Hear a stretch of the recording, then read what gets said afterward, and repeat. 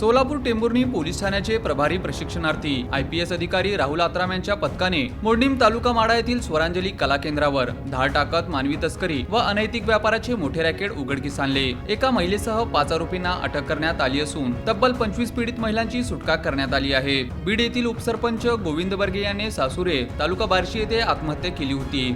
यास कारणीभूत ठरलेली गुन्हा दाखल असलेली नर्तिका पीडित महिला सापडल्याने खळबळ उडाली आहे। या कारवाई दरम्यान मुख्य मालक, चालक, मॅनेजर, पार्टी मालकीन, रिक्षा चालक व लॉज मॅनेजर अशा 6 जणांचा या रॅकेटमध्ये सहभाग असल्याचे निष्पन्न झाले। कला केंद्राचे मालक जगन्नाथ तुकाराम घाडगे राहणार अरण, कला चालक विशाल लता पवार वय 24 राहणार जामखेड, मॅनेजर बाळासाहेब गोविंद गिड्डे वय 63 राहणार अरण, पार्टी मालकीन छाया सुरवसे वय 35 राहणार अंबेजोगाई बीड व रिक्षा चालक नितीन चांगदेव चव्हाण वय 49 राहणार मोडणीम, लॉज मॅनेजर सिद्धांत सुखदेव गायकवाड वय 33 यांच्यावर गुन्हा दाखल करण्यात आला आहे। या छाप्यात पश्चिम बंगाल राज्यातील एका 38 वर्षीय महिलेसह एकूण 25 महिलांची सुटका करण्यात आली।